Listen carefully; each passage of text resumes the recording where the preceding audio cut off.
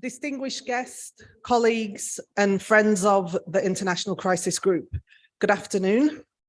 Thank you for joining us today for the launch of the 2023 edition of the annual EU Watch List.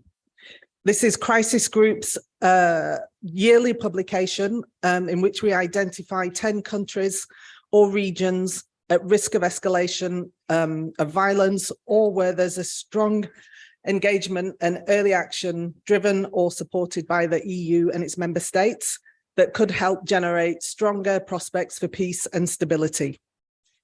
I'm Alyssa Jobson, Crisis Group's Chief of Advocacy, and I have the great pleasure of welcoming you on behalf of all my colleagues, including our President and CEO, Dr. Comfort Ero. For those of you who don't know Crisis Group, and I'm hoping there's not too many of you in this room, I will give a very brief introduction, tell you who we are and what we do. Crisis Group is an independent organization working to prevent wars and shape policies that can build sustainable peace. We engage with all parties in a crisis, whether local, regional, or international, in an effort to prevent, mitigate, and resolve deadly conflict. We provide independent field-based analysis, develop targeted policy recommendations, and engage directly with conflict actors and key international players, like you, in order to encourage informed and intelligent action for peace. Today's event is part of an ongoing collaboration that Crisis Group has with the European Commission, and it takes place in partnership with the European External Action Service. Today, we'll start with a discussion on the role of the EU as a global peace actor between the Secretary General of the European External Action Service, Stefano Sannino, and Crisis Group's President and CEO, Comfort Ero. I'm delighted to say that Martina Stevis-Gridneff, the New York Times Brussels Bureau Chief, will be moderating this session. After which we'll be drilling down into some of the conflicts on this year's watch list with my colleagues from Africa, Middle East, and our Europe and Central Asia programs. After each panel, you'll have an opportunity to ask questions and share your views. And we're hoping that we'll be able to generate a frank and lively exchange. Before we get started, though, I have the pleasure to welcome two colleagues from the EU to give some brief opening remarks. Cosmin Dobran is Director for an integrated approach for security and peace at the European External Action Service, and Peter Wagner is the Director and Head of the Service for the Foreign Policy Instruments at the European Commission. Welcome, Peter and Cosmin. Cosmin and Peter and their institutions and the institutions that they represent are among Crisis Group's most important partners. Our collaboration reflects our shared view on the importance of the European Union remaining an engaged, capable, and responsible peace actor. So without further ado, I'd like to pass over to you, Cosmin. You've got the floor. Thank you very much, Elisa. Dear colleagues, dear guests, dear President, dear Secretary General, let me start by thanking for the invitation to this landmark event, the presentation of the International Crisis Group 2023 EU Watch List. I'm honored to be here today along a unique organization working to prevent wars and build a more peaceful world, an organization that is a close partner to the European Union, the International Crisis Group. I cannot stress enough how important your advocacy and tailored advice across the institutions and member states is. Your support is key to mainstream conflict prevention, peace mediation, and stabilization efforts. And we thank you for that. The European Union makes systematic use of conflict analysis, notably in fragile and conflict-affected countries. Our decisions, our programming of funds, together with colleagues from the Commission, should and will continue to rely upon a sound understanding of conflict situations and drivers to prevent conflict and support mediation processes. And the yearly publication of the International Crisis Group list of countries, teams, and regions linked to the risk of violence and conflict is an important event for us. Your well-known expertise and experience, your vast network of field-based experts underpin the quality of your analysis and activities. When you draw our attention to a country or region, we listen. The 2023 watch list does not come as a surprise. Support to Ukraine has drawn many of our efforts during the last year. Nevertheless, as the list reminds us, it is far from being the only crisis we face. The EU has been paying close attention to most of the countries and regions featured in the publication and has brought its support in several of them. The case of Armenia is quite telling. Our two distinguished guests in the high-level panel will bring a larger, more strategic perspective on the role of the EU as a global peace actor. Let me conclude by saying that as two organizations with global reach, sharing the aspiration of a peaceful world and working towards this objective every day, the EU and the International Crisis Group are bound to continue the work on conflict analysis, early warning, and conflict prevention. Our close cooperation must keep on building on our successful partnerships throughout the years. Thank you very much, and I now pass to Peter. Thank you, Cosmin, dear Dr. Aero, dear friends and colleagues. Also still relatively new, I still want to congratulate Cosmin, who today I think you have one of your first appearances in your new function. I'm very happy that we will work again together. That's how the institutions are. You meet again and again.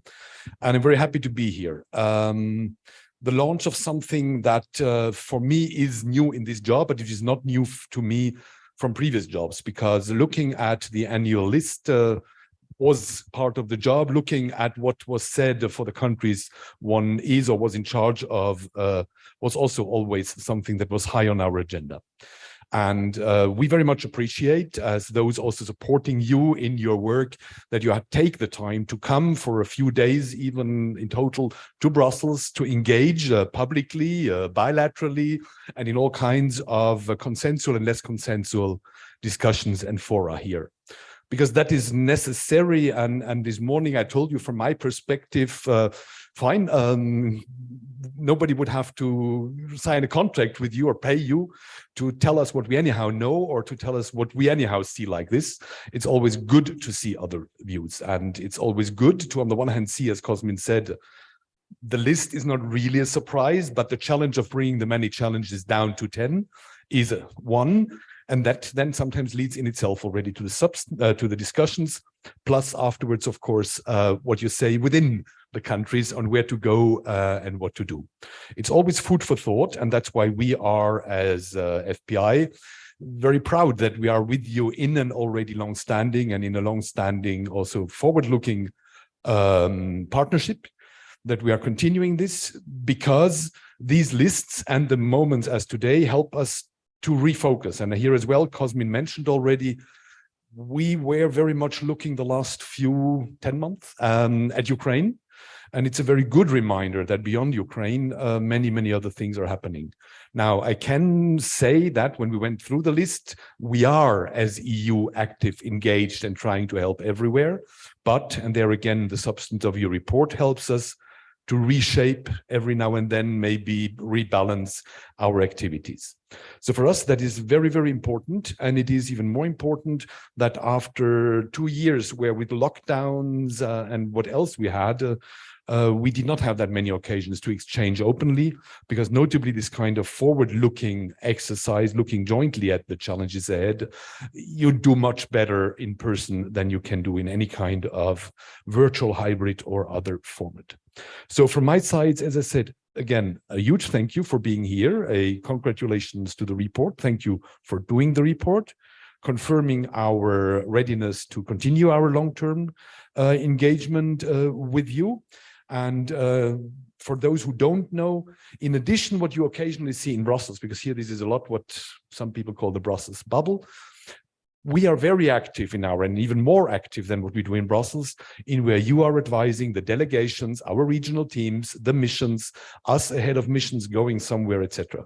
So all of this, really a huge thank you, useful material, and I hope that we can continue. Thank you very much.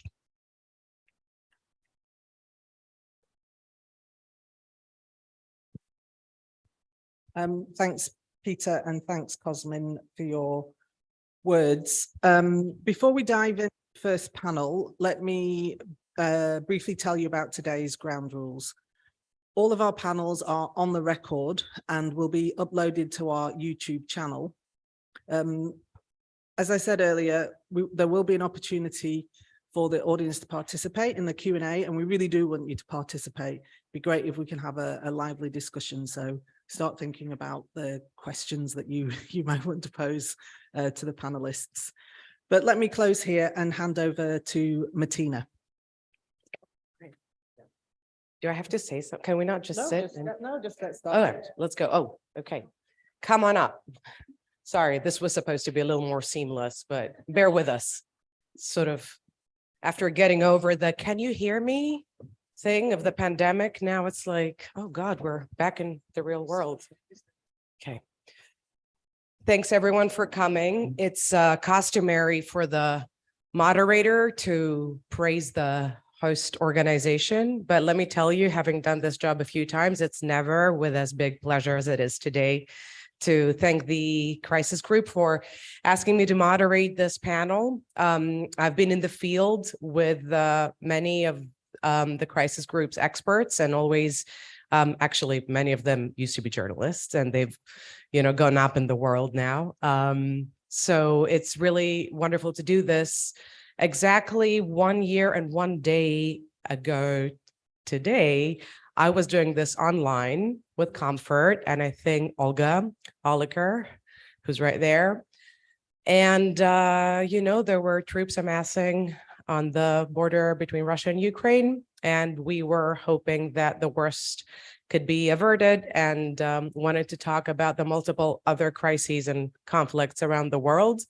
Unfortunately, a year and a day later, that's not the situation we're facing. So obviously, a big part of this panel will put the EU's role as a global actor for peace, or its aspiration to be a global actor for peace, in the context of the Russian invasion of Ukraine.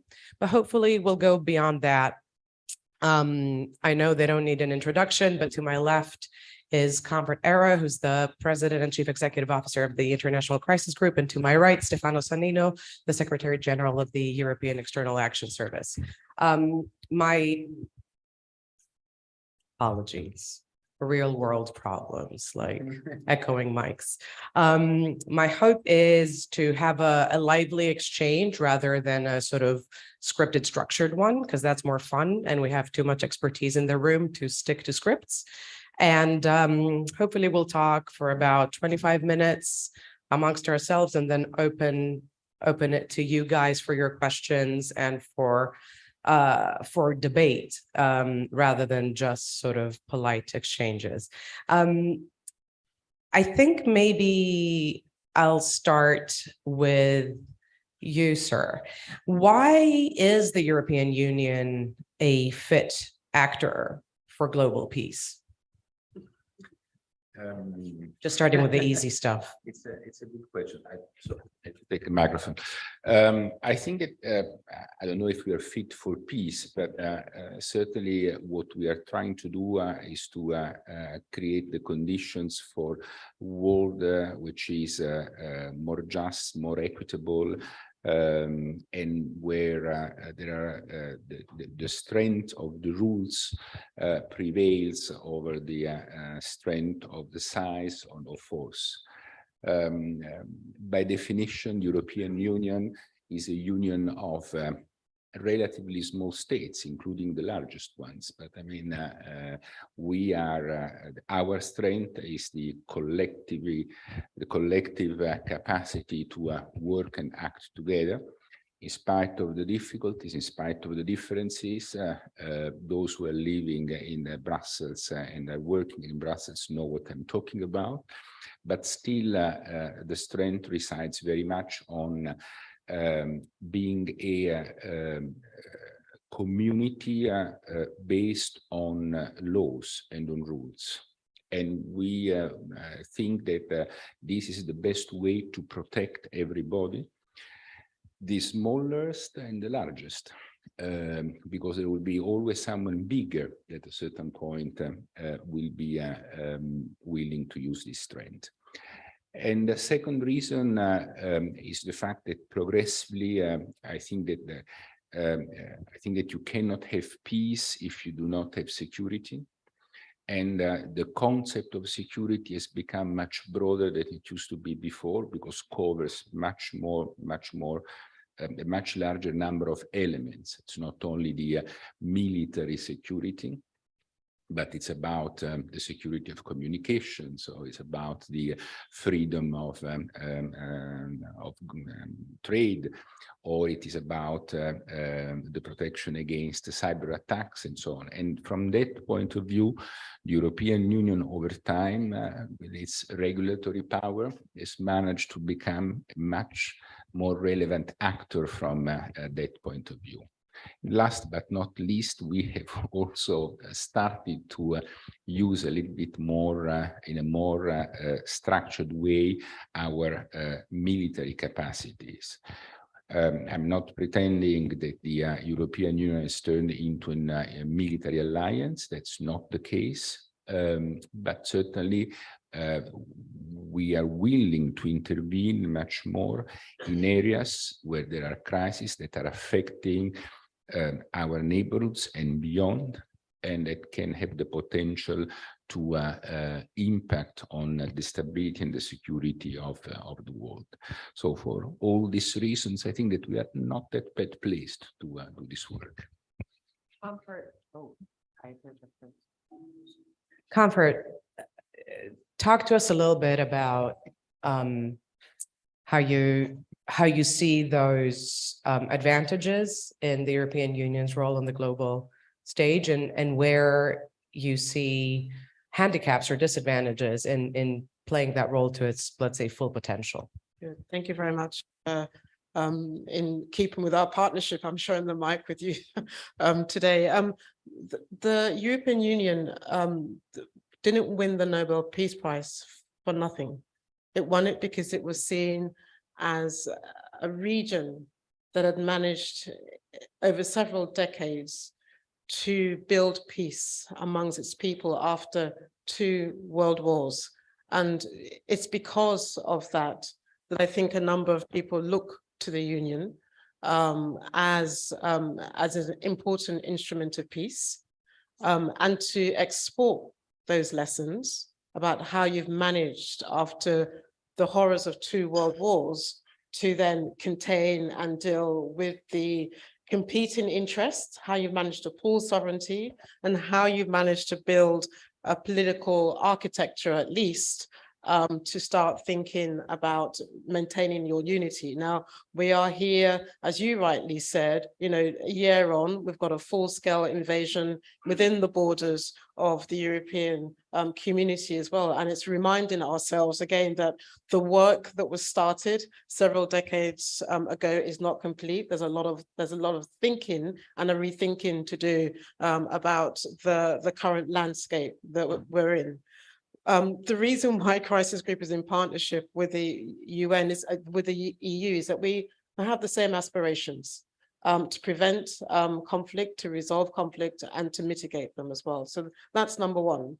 But you asked the right question about the challenges. There are lots of advantages, and I've just outlined what I've seen as important advantages, and how your experiences has also been useful to help others think through about how you pull those.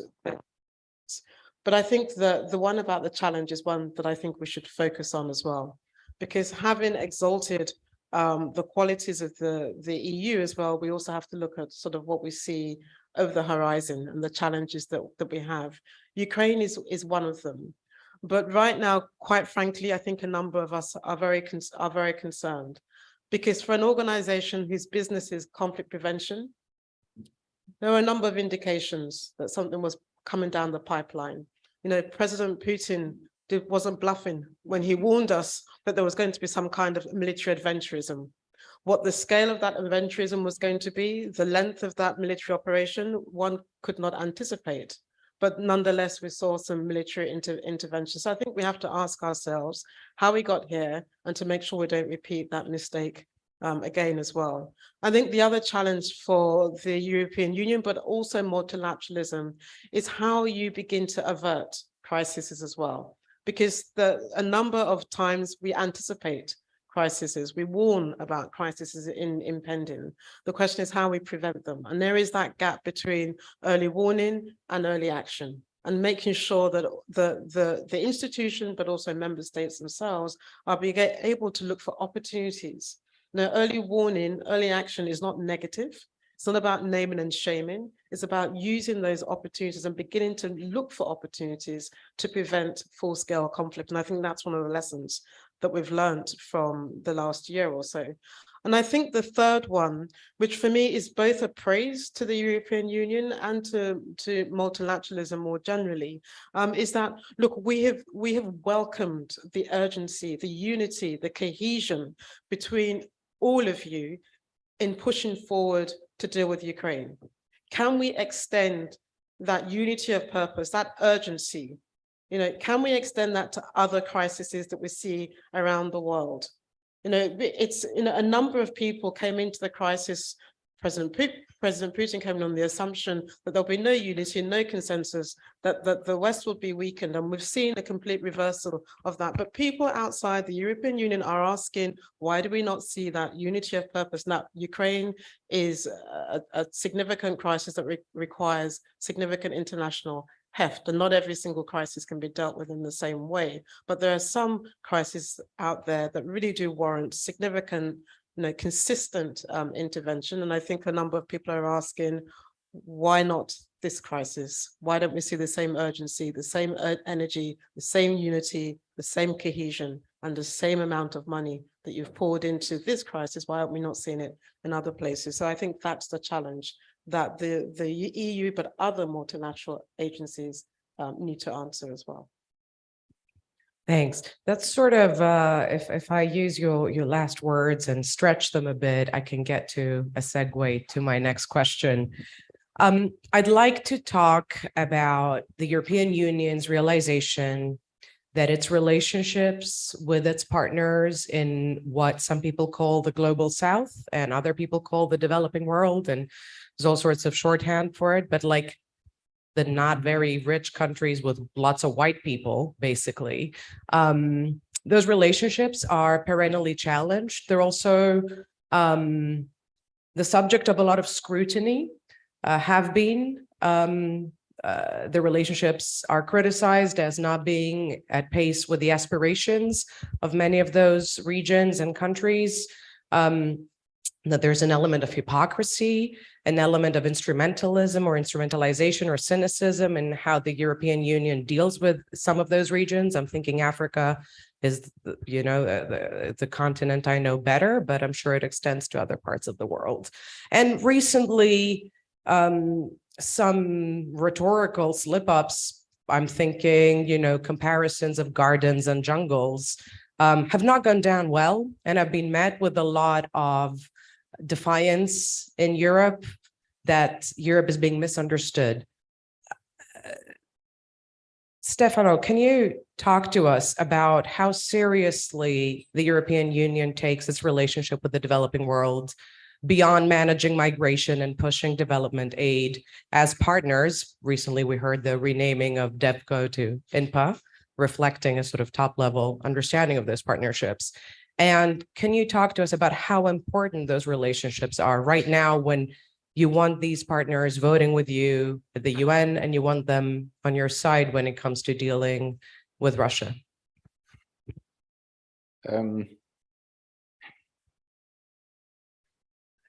We come from a long and complicated story with many of these countries, and I think that it's difficult to, especially dealing with them, to put all this completely on the side. So from a certain point of view, there is a huge effort that we need to make in order to give them a sense of the importance that we attach to this that I see. And we are speaking about the, I would say, the economies which are in societies which are more fragile compared with other societies.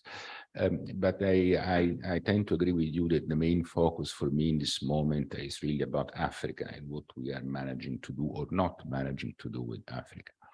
And I think that somehow, while Comfort was praising the European Union for how much strong and united we have been with Ukraine, but she was also implying a little bit of criticism in the fact that we have been a little bit less united and less energetic in other parts. Look, I'm not pretending to say that we have made mistakes and that we have not made mistakes in the past, and that we have maybe been we have seen the relations with the countries in a sort of not be univocal way. But I also believe that the reflection that has been started, and I cannot speak for anybody else but for myself, but the reflection that we have started in the last few years goes very much into the direction that you were both suggesting of putting this relationship on a different ground, trying to give a sense that we are not there to preach and teach, but we are there to listen and do together, knowing that at the end of the day, our destiny is a common destiny. And the space that we share it's a shared space, and it's important for both of us. I think that the change in from development assistance or development cooperation to international partnership is not only nominal. It's a shift in the way we want to work with these countries. It's a shift because what we want to propose and hopefully implement is a common project of growth, socially, economically, politically. I think that the challenges that we face, and I'm thinking, for example, about Sahel, are not that different. Sahel is plagued by terrorism, by separatist components and movements, and this is a preoccupation for those countries, and is a preoccupation for us. What we need to do, and what we are trying to do, is to again to put these partnerships on a different level and imagine a model that can be beneficial for both. Global gateway with all the limits, but still, I mean, I'm a little bit less negative about many others, about global gateways, especially when it is compared with other connectivity initiatives, and I will come in a moment also to this, is a way of saying we want to grow together and we want to connect our countries and our continents. I won't escape your question about migration, because it is there. We have been dealing with this for now many years, and I would say especially from the crisis of 2014, 15, and 16. We have done some progress, but still I agree with you that, to say, the pattern has not changed. And I was discussing today before coming here that we should be much more open to think that the issue is not about erecting barriers or walls, but it's much more about managing together flows, because it's this is not changing. This is not for how much we can think that we are strengthening the external dimension, that we do much more in order to create better conditions for these countries, for people not to emigrate. This will take time. And in the meantime, there are problems. There are problems of hunger. There are problems of droughts. There are problems of terrorism. There are problems of survival. And people will look at ways to a better life. So I think that it would be much more safer for everybody to manage together this. But I mean, as I say this, and I'm deeply convinced, I also know that this is something that will take some time before we can get there. I think that there is more and more the sense that we need to move in that direction, but we are not yet there.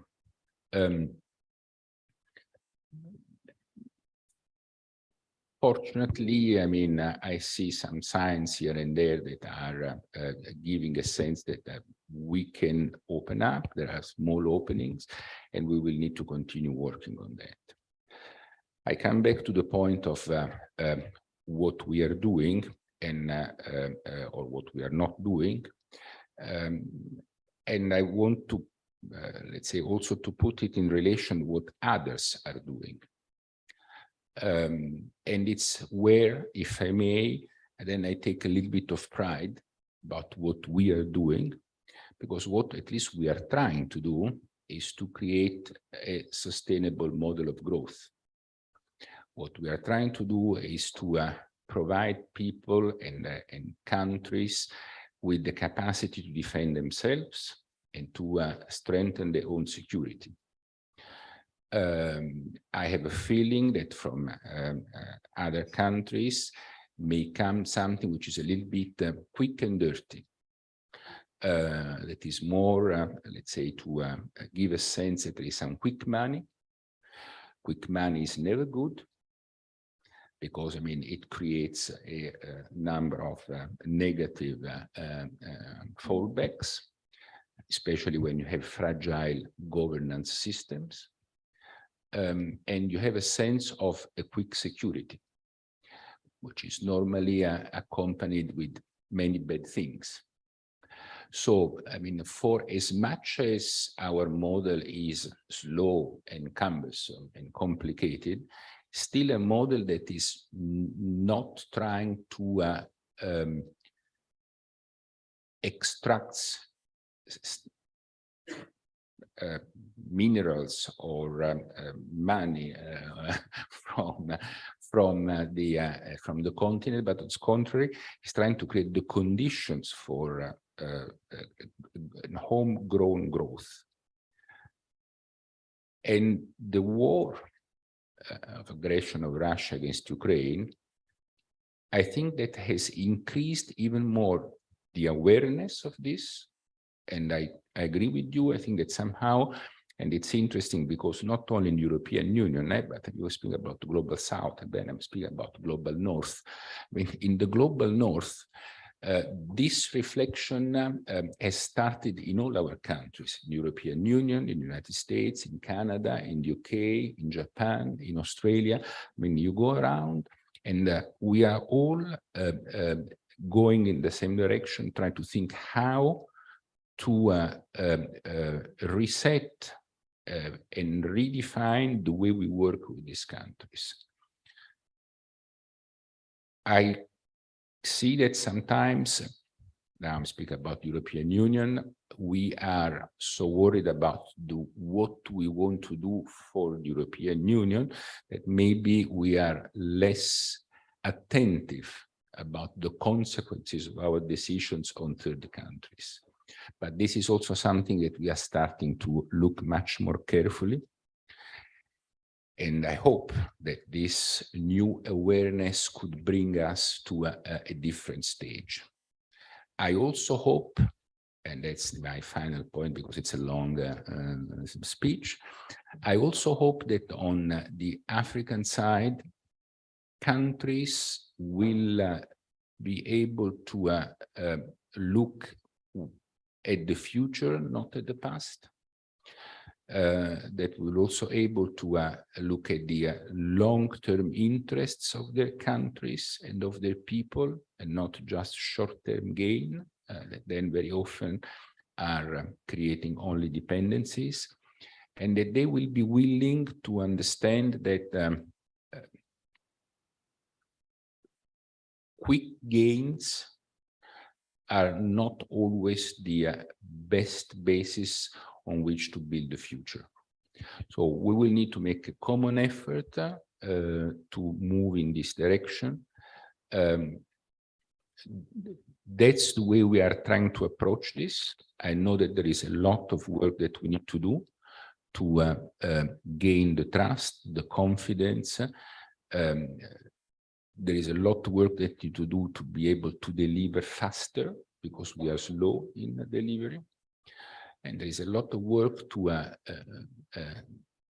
get our relationship on a long-term constructive tracks.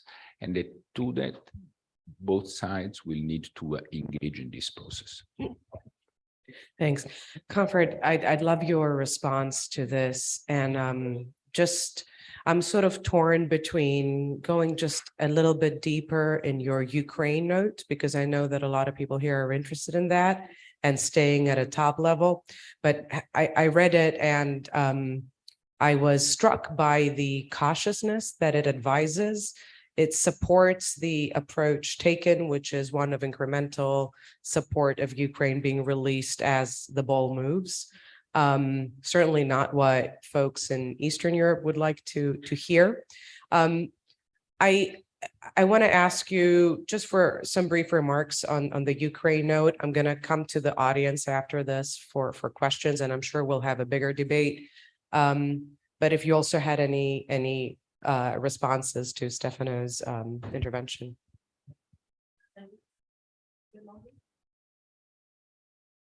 A special IT, Mike, thank you very much. And the only thing I would say to in response to Stefano's remark, I mean, we haven't found, and I noticed you also said it, so we necessarily haven't found another word for the global South. I think we should talk about geographies as opposed to an umbrella, because Africa is not the global South, though I sense that people are referring to Africa. You know, Latin American countries themselves have been quite vocal on how they view what's happening in Ukraine and all the West's reaction to that. And among Asian countries, there are varied views. We also talk about middle power, activist middle power countries, and some of those happen to be African countries as well. So just simply to say that sometimes it's easier to talk about the geographies, and even within those geographies, there are 54 African countries, and they all took a different position. And it's worth understanding the different positions. Some of it is tied to their own histories, relationships, their own experiences, both with Western countries, but also with Russia. And some of it is about the moment in which they find themselves in vis-a-vis their relationship with a particular Western country or countries, institutions, and the short-term, I'd like to underline, short-term advantage they think they may gain from being in bed with Russia. And I say that with all the caveats that you can imagine, because some of it is short-term gains, some of it's historical, and some of it is for sheer survival. And also, these are countries that just want to have choices, and they don't want to be in one camp or another camp, because their foreign policy is such that they want to be able to skirt the horizon and see what's out there. On your subtle question on Ukraine, which I took note of, look, for an organization whose very essence is about prevention, and I really want to underline that, but also about mitigation and resolution. In our history, our 27 years of history, we have never been so forward-leaning and supportive of a Western policy of this nature. We have backed to the hilt the decision taken to provide military, political support to Ukraine, because we do recognize this as a dangerous moment. We do not see it as a viable end of a Russian victory. We see this as dangerous for other aggressors in the world. This is a significant moment in which we all have to be very clear-sighted about the world that we want to live in. So we've been very, very strident in that support. And there's not really much light and day in terms of where we stand today in terms of the response.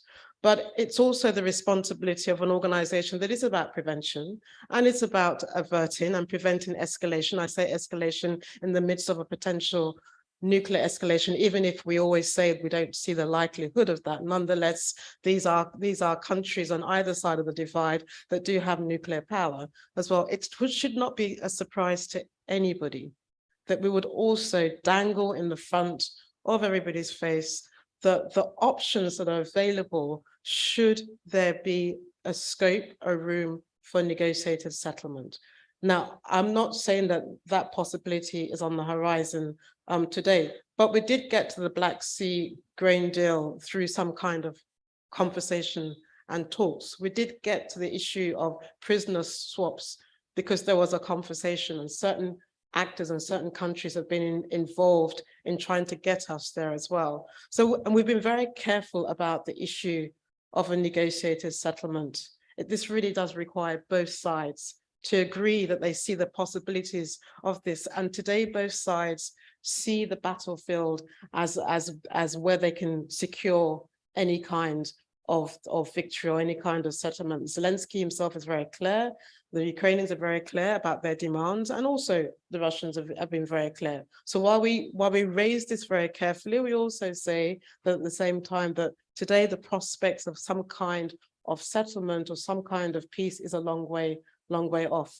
We also say, and we take it again with all the seriousness that one can muster, is that where there are signs, where there are openings, where there are leanings, then you may want to consider sanctions as a potential incentive as well. So again, we're very careful. Now, this is a global crisis, but we also recognize that there are a number of frontline countries who do see this as an existential crisis, and we recognize those states, we recognize the histories of those countries, but then also the price that they have paid and the price that they are continuing to pay. A number of these countries have been home to a number of refugees people fleeing out of Ukraine, and they've borne a heavy price, and we recognize that as well. So whatever you read in Crisis Group's report, I mean, I hope that people will understand that the words that are in the report, they're very careful choice, and I'm glad that you noted the caution, but also that it would be irresponsible for the kind of organization we are if we did not dangle the option of what a potential peace could look like and what are the steps that can help begin to foster that kind of settlement with a clear understanding that we are not going ahead of Ukraine, and the Ukrainians themselves have been very clear on what peace looks like for them. And it's about their territorial integrity, it's about their political independence and their sovereignty. And we're very clear on those three principles. Thanks so much. I really appreciate those interventions, and thanks for engaging. Not known for subtlety. You know, I'd really love to see if there are questions in the room. We're very happy to continue talking amongst ourselves, but I'm sure you have more interesting questions to ask than I do as subject experts. So just please, anything, be it something more specific to regional conflict and advice on Ukraine or on Europe's role more broadly on the global space. Yeah, please, if you don't mind, please introduce yourself if you are asking a question of someone specifically, and there will be some, but not much tolerance for statements rather than questions. Thank you very much. Nicholas White from APCO Worldwide, but asking in a personal capacity, also as a former crisis group staffer. Question to each of you, same question. What would you like to see the European Union doing better?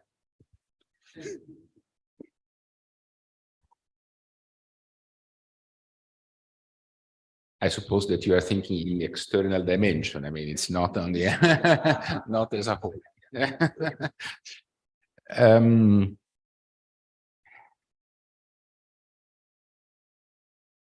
I would like to have less territorialism. I would like more integration between external and internal dimension. I think that the scale of the challenge that we have is such, is big what has happened.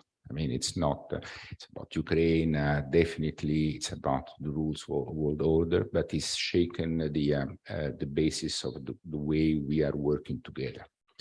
And the world has changed completely.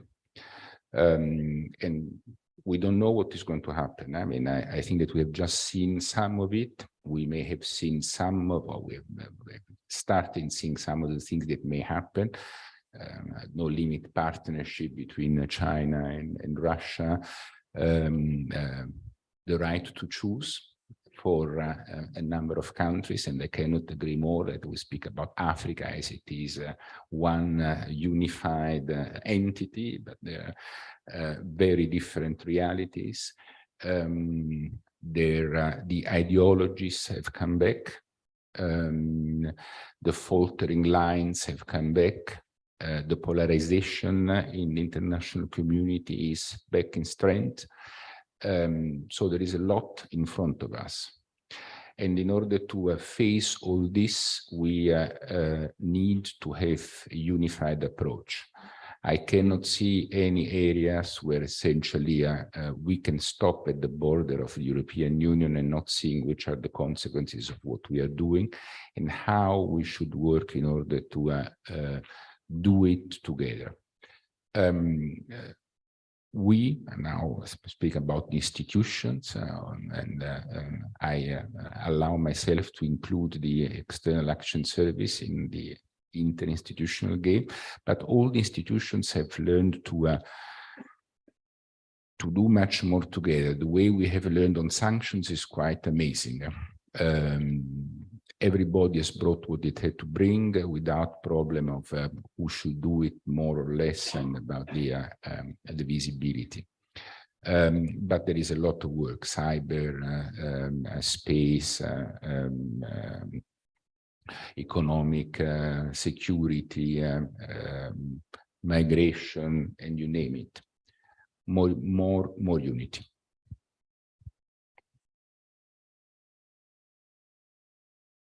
Thank you very much. If you'll permit me, I'd like to answer the question within 3 issues that we raised in the watch list. You'll notice in the watch list that we put 2 regional cooperation issues on the table, and also the commodity shocks as well. You know, it's unusual to see in the watch list that we would say that the EU, that you have an advantage given your own history of cooperation, that you could extend that lesson and that experience to regions that we think need to think through their own regional peace and security architecture. So on Latin America, the return of Lula, a multilateralist, a person who believes in internationalism, and how you can use that and that experience that you both have to try and rethink through some very difficult, knotty crises, Venezuela being one, Colombia being another one, and Haiti. You know, this is going to be quite a significant year to get international attention fully seized on Haiti. And you have an opportunity to work with somebody like President Lula, who's got both internal challenges, but also I think there's a moment in which to seize the moment to work with him. The other area that I think you can seize the moment is in the Gulf region, because we see the EU as an important potential neutral actor where others are seen as more divisive. We see that the EU using its own neutrality and impartiality to be a sort of a confidence builder and to help in some very difficult, very tense conversations that need to be had between Iran on the one side, the question marks about the future of the JCPOA, and Saudi Arabia on the other hand, and other countries in a region that's highly volatile at the moment. So extending that experience of regional building and regional cooperation, extending it to those 2 regions. And then the third one where I do think you can do better, because I think it will help in that relationship that you are rethinking vis-a-vis the other parts of the world is about how the European Union can provide a very clear response to the crisis that we're seeing, the economic crisis that we're seeing in a number of countries that are either vulnerable or themselves in the midst of quite severe external debt as well. Some of that external debt is tied to Europe. Some of it is tied also, and it will inform the relationship that some of these countries have with China. We put on in the watch list the whole issue about your SDR and the links that you have through that in the IMF as well, and rethinking the relationship with the IMF and how the IMF can be an important peace builder in a number of those countries. You are in an advantageous position, and I think it's about using the European Union to help deal with that external debt crisis, the commodity shocks, and the energy crisis that a number of countries are feeling, and that you have felt yourself as a result of the invasion of Russia into Ukraine. Please go ahead. Thank you.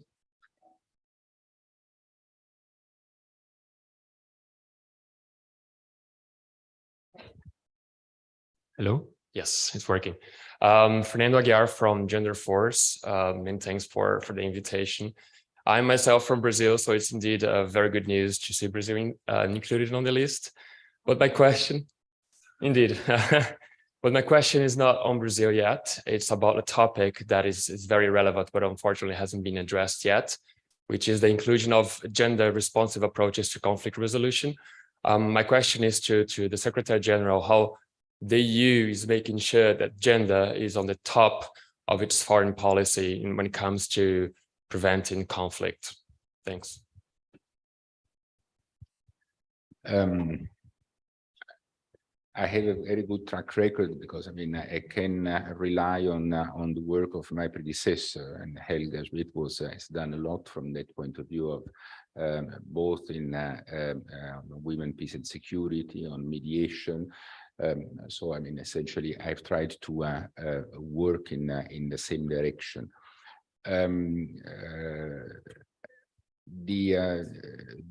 point is how to nurture the let's say the roster, I would say, of women that can be involved in mediation processes, that can participate in mediation and solutions, and how to make it sure that also the gender action plan, GAP 3, is fully implemented. So, I mean, I think that there is really a very good work, and I just had to keep on working in the same direction. Maybe if you allow me, there is one additional dimension that I've tried to inject into this process and create a more gender responsive leadership within the External Action Service. You don't need only to have a sort of reservoir, but you also need to think about that, and you need to conceptualize our work. We need to conceptualize our work in a way that is including the gender dimension upstream. And it's not seeing all only as an element to add on when everything has been done. So this is the effort that I'm trying to do, and that's the reason why I have also internally my advisor on gender and diversity has taken at the same time the internal and external dimension in order to make it sure that there is no about also saying it's very difficult to divide between internal and external, because what you do internally has an impact of what to do externally. So that's the effort that we have been trying to do. And it's interesting because you discover a lot of things, and I think not only me, but many other colleagues have discovered the dimension that was not so evident at the beginning. Just for example, how to include more women in our CSDP mission, both the civilian and the military. That's the one of the things that, for example, we are trying to do, changing some basic rules to allow women and family to go in certain places. It's I would say it's a top-down and bottom-up at the same time work that needs to be done, and it's what we are trying to do. I'm afraid that's us for this session. Please stick around. Thanks so much, Comfort. Thank you, Stefano, and thanks for tolerating me. I appreciate your attention and your time, and have a successful day. Thanks.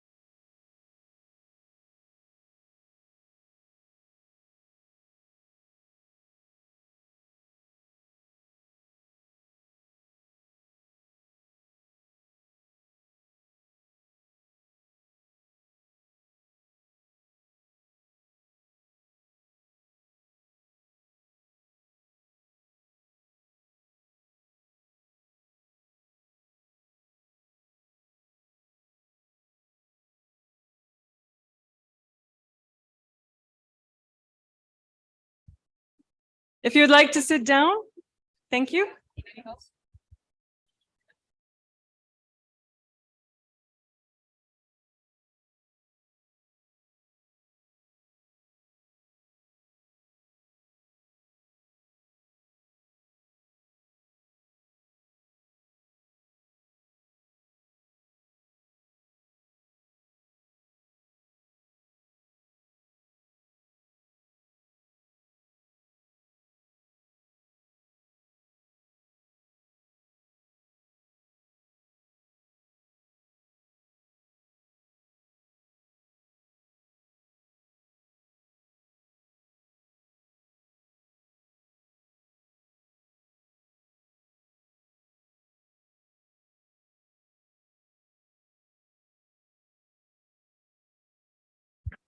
Thanks, everyone. If you can take your seats, we'd like to start the second panel.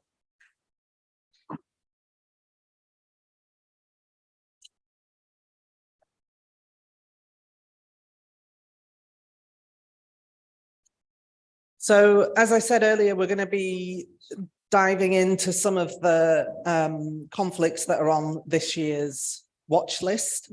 I'm really pleased to have with me some amazing colleagues. Dina Estiandre, who's the Senior Advisor at our Middle East and North Africa Programme. Murithi Mutiga, Programme Director for Africa, and Olya Olika, Programme Director for Europe and Central Asia. So I think my first question to you all, obviously don't all answer at once, is it'd be useful to understand why you chose these particular topics. For MENA, we've got the Gulf and we've got Iraq. For Africa, Sudan and Mozambique. And Olya, well, Ukraine is a given, but Armenia and Azerbaijan. So maybe I'll start with you, Dina, as you're to my right. Thank you, and thank you so much for having me. I think it goes without saying that almost all of the Middle East is kind of up in flames, to put it mildly. And I guess the idea behind the choice of the two countries/regions, since the GCC isn't really a country, is to highlight an area where there has been a bit of progress, where there is reason for a little bit of optimism, just a tiny bit, but also there is the very, very real threat of a major escalation in both of those areas. And so that means that there are very concrete, very real steps that the EU can take to help alleviate that threat of escalation in both of those countries/regions. So that's why we chose those two. Yeah, unfortunately for Africa at the moment, we almost have filled out the whole list. It's a very, very difficult moment.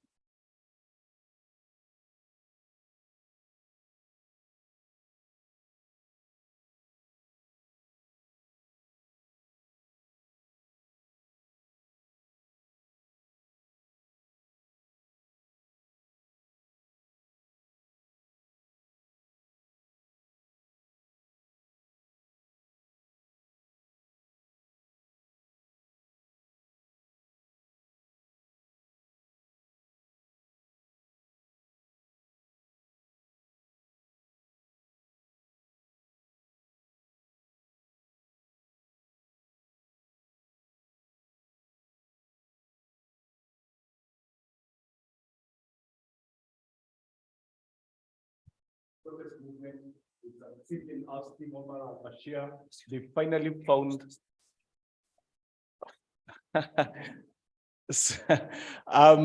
I'll come back to this later, so you haven't missed too much.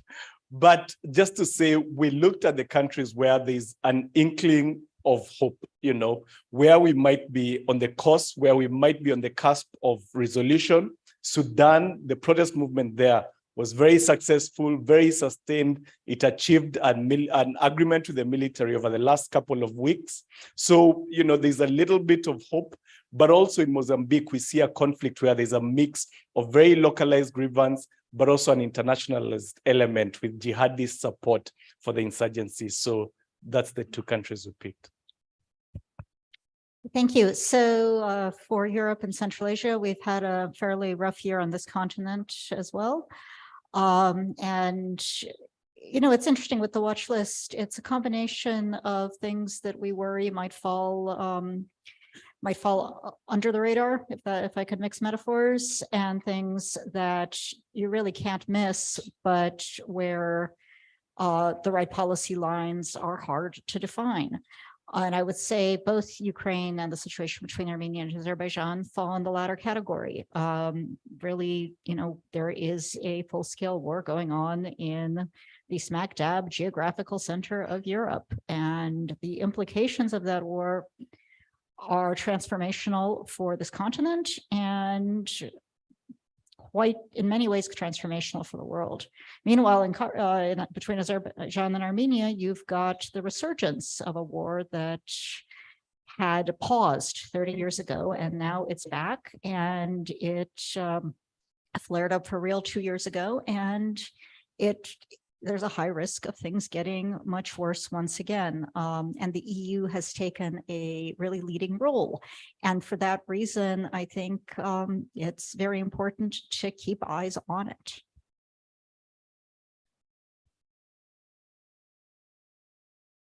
Thanks. So I'm going to turn to you first, Dina, to talk about the Gulf. I mean, you know, it's as you say, it's been a bit of a turbulent year. Could you tell us a little bit about the current situation in the Gulf region and where you see risks of escalation? Sure. So I would group the risks or the conflict areas in the Gulf in two. The first one is the competition and tensions between Iran and the GCC. Goes without saying, it's been ongoing for a long time. We've had ups and downs in that relationship since the 1979 Islamic Revolution, although admittedly some of the tensions have come from before then. And recently there has been, some would say, an improvement, at least up until a few months ago, where you started seeing the eruption of these bilateral tracks of dialogue amongst the Gulf Arab states and Iran. And by the way, when I say the Gulf Arab states, in the competition with Iran, I'm mainly referring to Saudi Arabia and the UAE, because the others have more or less decent channels of communication with Iran already. And while these bilateral channels of communications are very much welcome, and they kind of offered us a little bit of a breath of fresh air because they enabled these countries to de-escalate tensions amongst themselves, we saw that there were still very clear risks of escalation with attacks on infrastructure in the Gulf. We saw that in 2019. And then again last year with this Saudi warning that came in November about the potential for another Iranian attack somewhere in the Gulf. So clearly these countries are still very much on edge. And that's one of the reasons why we're watching them. And it's one of the reasons why there's scope for the EU still to do quite a lot. Thanks. I want to turn to you now, Marithi, and to talk about Sudan. Sudan has faced real significant political instability since the coup back in October 2021. But as you said, there's some hope on the horizon because of the 5th of December agreement. You know, there is some renewed hope that the country is on maybe moving towards path to peace. Could you tell us about the remaining challenges that Sudan is facing? I guess I'm on now. If it's green, you're on. You need to hold it in. Okay, one last time. So I think when we look at Sudan, one way to examine it is to take a step back and ask, why did the protest movement succeed? When it began, even people that have been watching the region for a long time, like myself, didn't really believe that protest movement could succeed in ousting a leader that had been in power for decades. Sudan has basically been under military rule for most of its time since independence. But it succeeded for a variety of reasons. One is that the economy has completely crumbled in that country. It's in really dire straits, multiple exchange rates, you know, very high inflation, and the public simply got exhausted.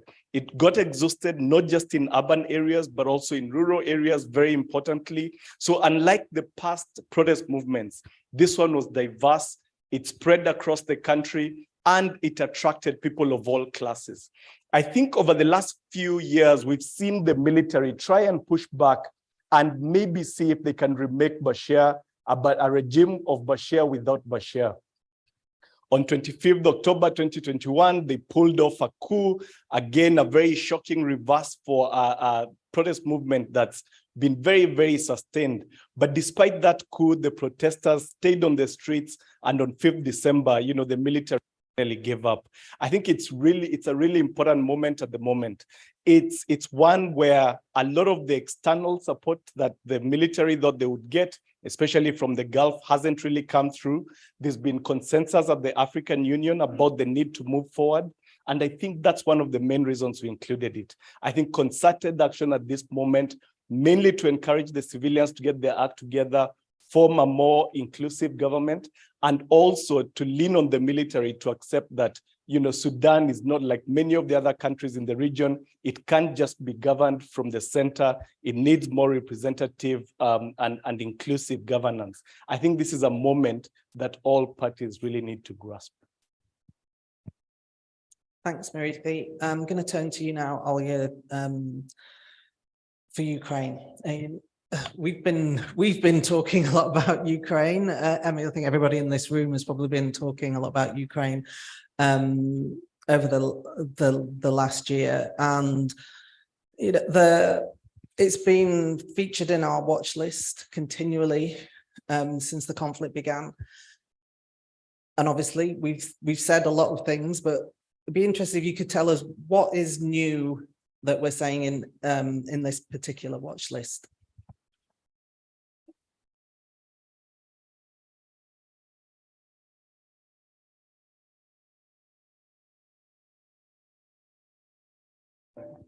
Okay, that's such a good question, because we do come back to this war time and again. I mean, we've been covering it since it started in 2014, and certainly the way we talk about it and the things we think about have changed since the invasion, the full-scale invasion in 2022.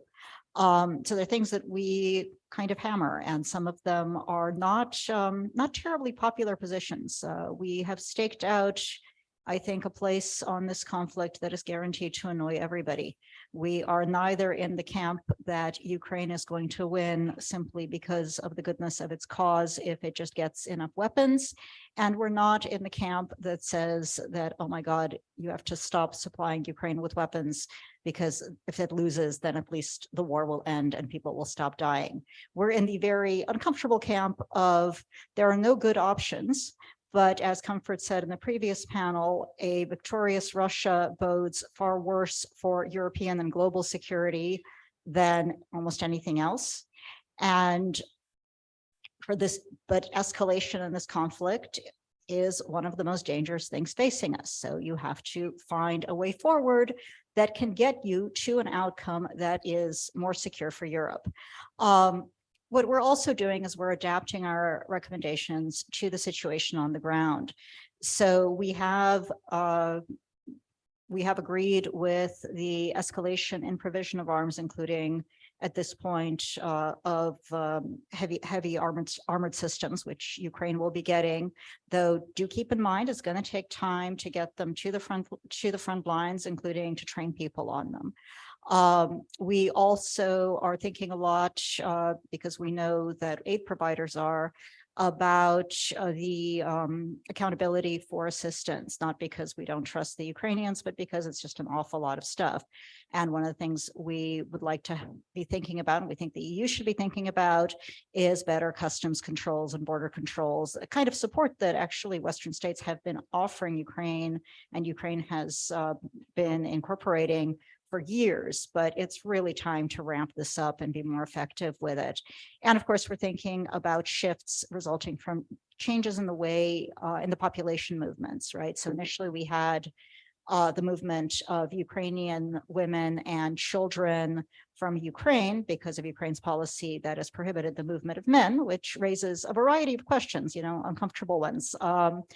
We have now, since Russia has started mobilizing its population, its men, again, mainly not its women, we've seen an exodus of mostly men and sometimes with their families looking for shelter elsewhere, including in Europe. And of course, frontline states in Europe have said, whoa, we don't want to be overrun by these folks. This, you know, we're not that big and this isn't a population we can accommodate.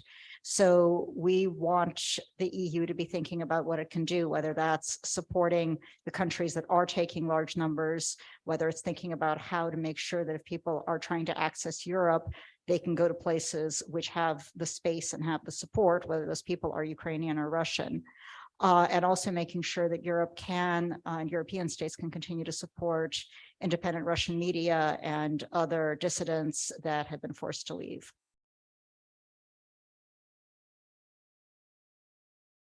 Thanks. I'm going to have another round of questions, I think, dig into the other conflicts that are from your regions. So, Dina, starting with you and Iraq. Tensions between Muqtada al-Sadr, the Shiite cleric, and his Shiite counterparts have seemed to have quelled after the appointment of a new prime minister in Iraq, but these could easily flare up again. What are the political and ethno-sectarian challenges currently faced by Iraq? So as you said, the good news is we have a government. Since the end of October, we have a new PM. That's definitely welcome. It's good news. The bad news is he's got a lot on his plate. The fighting within the Shiite communities doesn't look likely to abate anytime soon. In fact, despite the fact that Muqtada al-Sadr removed himself and his loyalist from politics in October, allowing the formation of the government. I mean, firstly, this wasn't done out of the goodness of his heart, but he did do that, and that did help towards the formation of the government. The problem is the sense is now he's kind of watching on the sidelines, waiting for this government to fail, looking for an opportune time to come back in and stir trouble again, for lack of a better way of putting it. The muhassasa system, the ethno-sectarian system that rules government in Iraq, which is basically that, you know, you get an appointment in government based on the sect that you come from, and this fosters fighting over government spoils. That's an outdated system, and it's an outdated system that the Iraqi population has had enough of, which is what led to the 2019 Tishreen protests. On top of that, the state hasn't been delivering on any services. Electricity is becoming more and more scarce. It's becoming difficult to provide things like water. The country's infrastructure is outdated, which is exacerbating some of the environmental issues it has. Again, water scarcity being a major one. So there are very real problems in Iraq. So yes, it's good that there was government formation, but now that government has a lot to deal with.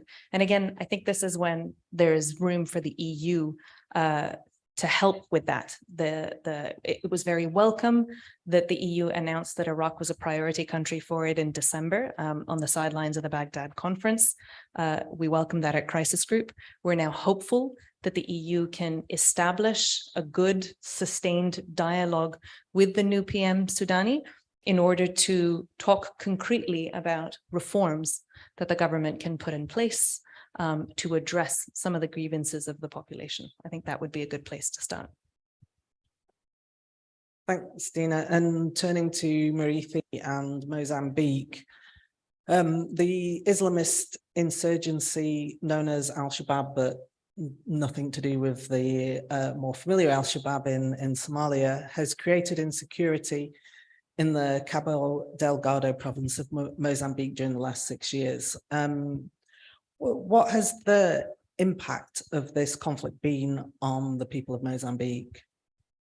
Yeah, so just a couple of things about the conflict in Mozambique, which obviously is a country at the tip of the continent, very wealthy, very rich in resources, but its people are very poor, you know, due to a variety of reasons, including a long civil war and poor governance. I think the first is you mentioned the Al-Shabaab in Somalia. And just to borrow Olia's metaphor, this is a conflict really being fought under the radar. It's one where Al-Shabaab in Mozambique doesn't stage many spectacular attacks. It doesn't, you know, it has done one or two in Palma, a place where there are a lot of foreign workers and everything, but it's very deadly. 4,500 killed in the last couple of years, tens of thousands displaced, and, you know, attacks very widespread. 16 out of the 17 districts of the north were attacked over the last couple of years.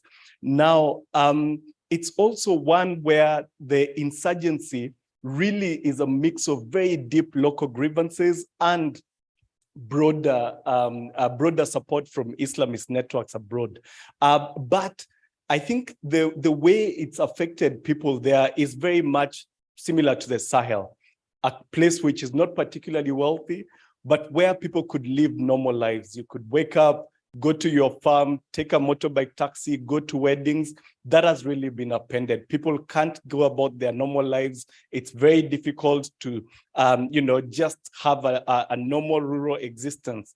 And I think one of the key recommendations we have is that you really need an integrated approach. The EU is coming in, supporting the military, training local armies, which is very important. But at the same time, drawing lessons again from the Sahel, it's very important to understand the limits of military solutions, finding a way, especially to discuss with some of the local groups that are driven by local grievances, might be more sustainable in the long run. And Olya, on Armenia, Azerbaijan, the blockade in the Lachin corridor by Azerbaijani activists has led to the rise in tensions between Armenia and Azerbaijan. Armenia is not able to access the Armenian population in the region. Could you tell us about the consequences of that blockade? So there are a number of different kinds of consequences of the blockade of the Lachin corridor. First and foremost, there's the humanitarian impact. There's 120,000 people without access to medical, food supplies, with inadequate access to energy in the middle of winter. The ICRC has been able to help some. It's the only international organization that's able to get in, but that's nowhere near enough. The strategic impact is that it has pretty much shut down the negotiations that were moving forward, fits and starts, so one step forward, two steps back before that. But the other thing I would underline is the extent to which this crisis underlines the need for negotiations. Azerbaijan, which was able to reclaim a big chunk of its legal territory in a war that it fought against Armenia in 2020, does not control this portion of Nagorno-Karabakh, which is patrolled by Russian peacekeepers and administered by the de facto authorities there. That region also has been extremely dependent on Armenia for supplies. So Azerbaijan's argument is that Armenia should just accept that this is Azerbaijani territory, these people are Azerbaijani citizens, and everything will be fine. But without the Lachin corridor, these people don't have food, they don't have medicine, they don't have energy resources. It's clearly not enough to just say everything is fine because Azerbaijan was successful in the war in 2020. And I think the fear is that if negotiations don't move forward, and if fighting reignites, if Azerbaijan tries to regain the rest of the territory by force, and potentially we also have more unrest along the border between Armenia and Azerbaijan, as we've seen in the last year, it'll be an even greater humanitarian crisis. You'll see even more displacement. So we've got an EU mission that was just approved. We can talk about that more if we have time. The EU, as I said, has been extremely active in diplomacy here, space potentially created by Russia, Russia's proven limits to Russia's capacity here. I think it's really important to really push at this point to get the blockade ended and to get the parties back to the negotiating table and to get that mission deployed. Thanks. So I'd like to open it up to the audience now for questions. So don't be shy.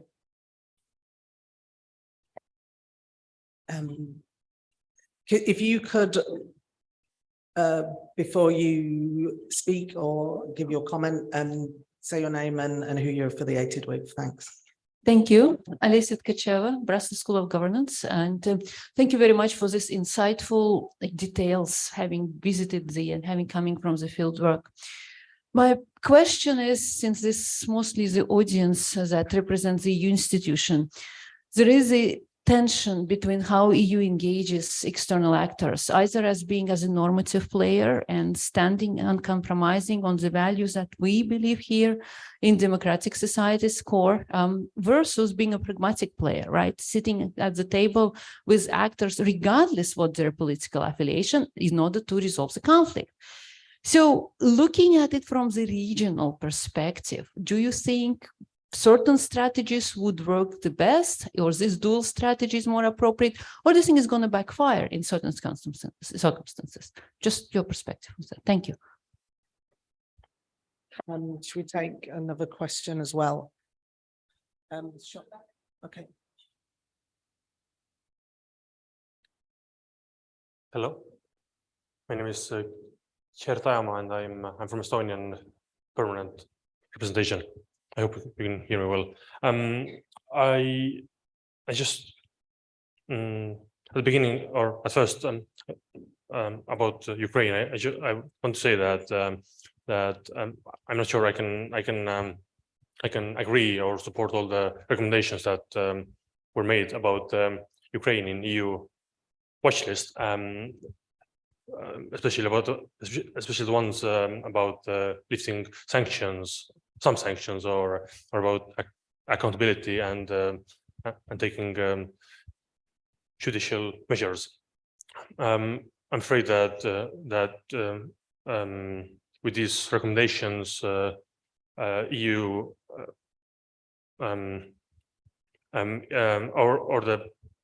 with these recommendations, this EU watch list, or the messages in this EU watch list, can be used against us, the EU, and undermine the activities which we are doing. So, in relation to that, I wanted to ask you, how much are you working on mitigating such risks, and how much are you working on strategic communication at ICG in general? Okay, thanks. Could we get your name and affiliation again, because we didn't catch it at the beginning?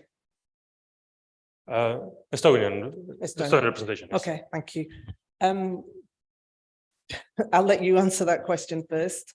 The question we just received, and then maybe the three of you can talk about the sort of regional aspects.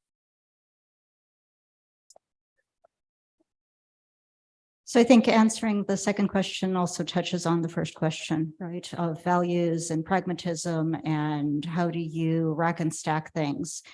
And we don't actually take a values-based approach to the Ukraine conflict, right? It's about European security. We can think what we think, and I certainly have lots of thoughts, but fundamentally, it is enough to say that Ukrainian victory is crucial for European security. And then the question becomes, how do you get to a Ukrainian victory that in fact supports European security, and how do you do that?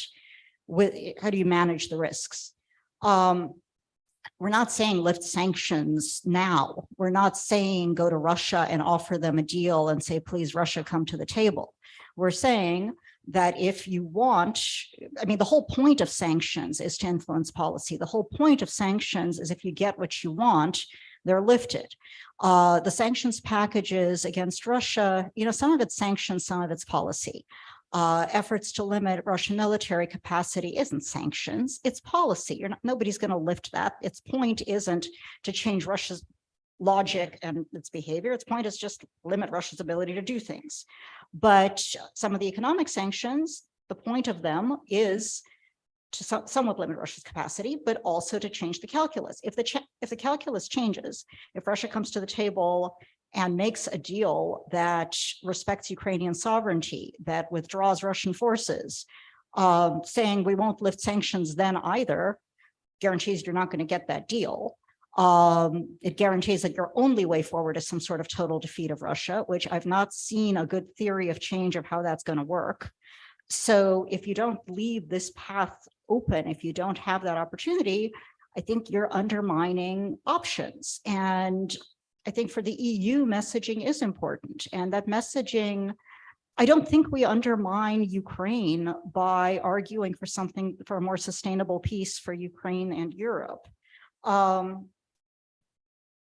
think, I was in Ukraine last week. And the week before, talking to Ukrainians, they're thinking about these things too. And they also, we had the scandal that erupted over military procurement, price of eggs, right? There's debate in Ukraine on, can we talk about this without undermining our country, right? Or is it right to critique our government at a time of war? And the answer is, well, if you don't, what kind of a system are you building? Are you building a sustainable system? Are you building something that can integrate with Europe?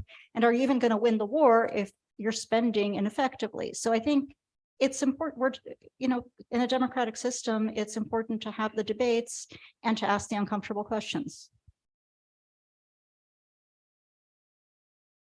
Yeah, so I think the EU's normative approach is a strength, but it's also accompanied by significant, I think, weaknesses in terms of the way it's implemented in many cases. And so, of course, it's natural that a multilateral organization, that most countries will try and project their values and interests to their foreign policy. But the question is, is it applied evenly? Is it applied quickly enough? In places like Sudan, for example, which we've been talking about today, when the protest movement achieved the unlikely victory against Bashir and took power, they really had hoped that the civilian-led government would get a surge of support that would provide a counterpoint to military rule. That didn't really come through. And so to some in the Sudanese street today, they'll say, Western support is just rhetorical. But in reality, we don't see really in practice an investment in trying to build up the forces that basically mirror some of the values that the EU likes to talk about. And then the second thing is that I think there's a chasm in understanding the reasoning and thinking of a lot of authorities in Africa and in the EU. Of course, there's shock about the way basically half of the continent voted at the Security Council, but a lot of those votes should not be construed as support for Russia. It is basically self-interested, fence-sitting, perceiving that, especially during the Cold War, the continent was a real theater of conflict, of proxy wars that wreaked a lot of havoc, and therefore trying to stay away from great power competition doesn't really mean they're endorsing Russia, but essentially acting in their self-interest by trying not to be implicated. And again, as Comfort said, it's a very mixed picture. There are a lot of countries that have taken a principled approach, taken an approach more in keeping with the African Union's own claims about protecting territorial integrity, respecting the UN Charter, but those that are taking a more, an approach that's not more explicit are basically acting in their self-interest very often, although some of the outliers really do depend on Russia for security guarantees. So it's a really mixed picture, but I wouldn't say it's a problem that the EU mostly engages in a normative fashion. So that tension, that pragmatism versus values tension, is very visible in the sub-regional context that we have on the watch list in the MENA region. So the EU, I think, arguably was very pragmatic in its engagement of Iran in the pursuit of the JCPOA before. Of course, some of it was values driven, but it was largely pragmatic. Iran is a problematic actor. There are many in the international community that don't support engagement of Iran, and yet the EU pursued it, established a track of dialogue that lasted several decades and eventually reached the JCPOA. And it's doing the same thing right now with its strategy on the Gulf Arab states. Again, very pragmatic, despite some of the difficulties, let's put it that way, of dealing with the Gulf Arab states because of their human rights records, etc. The problem is on an issue like Iran, it's becoming increasingly values driven because the political context is forcing it to do that, which means that erodes that pragmatism that the EU had previously when it came to engaging with Iran. Some of that is not necessarily its fault. Like I said, the political context is making it pricey to even contemplate engaging Iran. The protests and the way that the state is reacting to them, Iran's activities in the region, all of that means that member states within the EU become increasingly anti-Iran and increasingly anti-engagement. But the problem is that erodes that pragmatism that the EU is known for and that is required of the EU. So today, on that particular front, we're left in a situation where the JCPOA is slowly dying, if not already dead, although nobody wants to declare it that way. And the EU is increasingly cornering itself and preventing itself from being the relevant actor that it was before when it came to Iran, because it feels the need to react in a much stronger manner on a range of other issues that, you know, of course we have to react to, but it does mean that it then impacts their diplomatic ability to react to this conflict and problem in the region. Ollie, did you want to say something on this? Okay.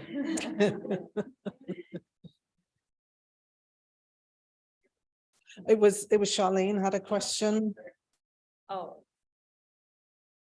Yamila Castro, Cities Alliance with the United Nations. I'm asking my personal capacity. So in the previous panel, there was a mention that the EU needs to start preventing crisis from happening. And also the mention that we need to move fast to prevent other non-democratic actors from shaping the international order. So how do you see the increasing role of Russia in Africa, the space that they are gaining and the power that they are gaining? Is this a potential crisis coming our way in the coming years? And what could the EU concretely do to prevent this when we see key actors like France live in Mali this year, now Burkina, Germany live in Mali as well next year? So what's your take on this? Thank you. Do we have any other questions in the audience? Don't be shy. Okay, well, Ruthie, maybe take that and whilst people are reflecting. Yeah, just quickly, I mean, it's an important point. I like the phrase somebody used that Russia is really a virtual great power. It's not really a great power on the continent in the traditional sense. There are others that are investing in the long run. You know, you find the Chinese, the Turks, putting up embassies across the continent, taking thousands of young people to study in their universities, building roads and railways and ports, and really making a big play, you know, betting that maybe it's the continent of the future. It's the youngest continent, median age of 18. That's, you know, 13 years younger than any other continent. And so they're really making a big play. I think with the Russians, it's a mixed picture. One is that they are really investing based on regime type. If you look at Chinese engagement, Turkish engagement, it doesn't really matter what kind of government you have. They just come in. It doesn't even matter whether they have maybe substantial resources. They are just making a bet on a lot of deep investment. I think the Russian one is much more shallow. It's focused on very securitized regimes, very strongman rule. It's partly, you know, leveled at being an irritant, and so looking for any opportunities in which it can, you know, hobble, especially European engagement, but also American engagement. But it's having an effect. It's having an effect in places where, for example, in the Sahel, there's a lot of societal frustration about, you know, breakdowns in security, a hangover of resentment against, you know, the activities of the French, especially in parts of West Africa and the Sahel. It's gone to places like the Central African Republic, where, again, there's a security vacuum. Again, you know, there's a lot of extractive engagement. But I would say that if you're looking at actors that are making a strategic engagement, an engagement that will have a long-run effect on the continent, and especially in a continent where the EU has been a very big investor, the biggest trading partner, one of the biggest sources of exports and you know, long-run partnerships. I think the Russian engagement will probably be less sustained, you know, more opportunistic, and there are other actors that, you know, where you'll need to have a more nuanced engagement in the long run. I think that raises a lot of questions that we probably don't have the time to engage in today, but Yes, there are strategic choices to be made. And I think the biggest one is really understanding the attitude that drives the engagement of actors like Beijing. I think one of the contrast people on the continent see is that the Chinese view Africa as a land of opportunity, where traditionally in the West, it's been seen as a charity case, as a place to be supported and given humanitarian assistance. And I think that's the debate that needs to take place within the EU and elsewhere. I think these questions don't just pertain to Africa. So perhaps Dina, you could give us a few words on that. And I don't know, Olya, whether you want to give the Russian perspective. Sure, thanks. Actually, the Middle East region is one where the great power competition is really unfolding before our eyes. And it's probably less because the Russians and the Chinese are driving it, and more, I think, because the other side, the MENA powers, the Gulf Arab states, Iran, these are countries that are seeking those relationships and want those relationships. For the Gulf Arab side, the perceived US withdrawal from the region, it's becoming very real to them. And there's been now a long-running effort to diversify their relationships. And what better relationships than, you know, the Russians and the Chinese, although arguably the Russians a little bit less so now. But you know, two big powers, UN Security Council members, so political heavyweights, on the Chinese side, economic heavyweight. And so there's been a real effort on the part of the Gulf Arab states to court particularly the Chinese, but to a lesser extent also the Russians, which also explains why they voted the way they did as the beginning of the Ukraine crisis was unfolding. On the Iranian side, it's got less to do with the US, well, although I guess no, it's also got to do with the US, but for different reasons, not because it's leaving, but because it has no relationship with the US and because it's balancing against the lack of relationship with the West. So on the Iranian side, there is a real interest, especially now, to really establish, strengthen, and build ties with both Russia and China, but as a result of Ukraine and as a result of the slow dying of the JCPOA, the Russia prospect, as we've seen, is becoming realer, more tangible, and within reach in a way that it wasn't necessarily before.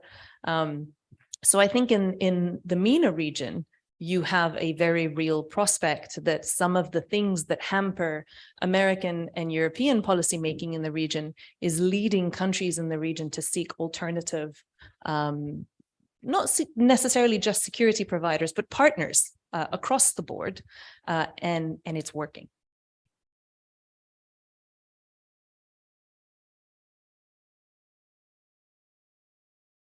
Man, this microphone.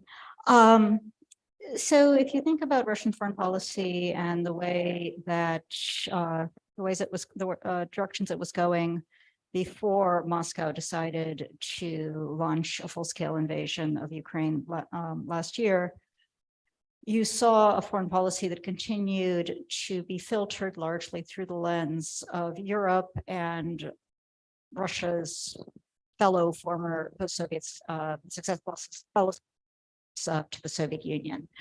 Now, the Russians talked a big talk about pivoting to Asia, but they've been talking that big talk since the 80s.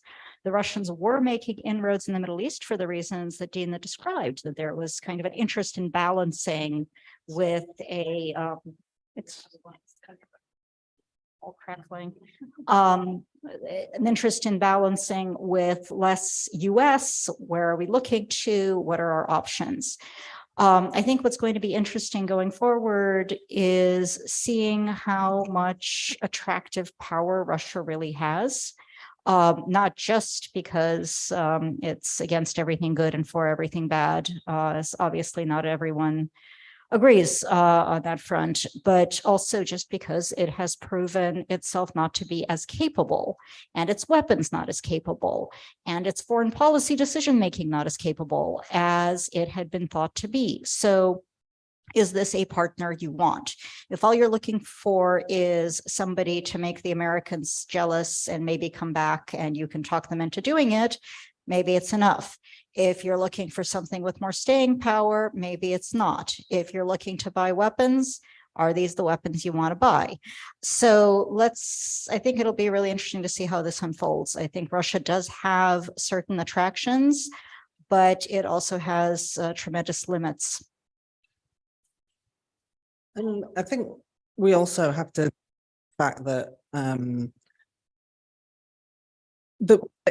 Europe, there's maybe the tendency to sort of put some of these conflicts in this Russia versus Europe framework, and that's not necessarily how they're seen on the ground.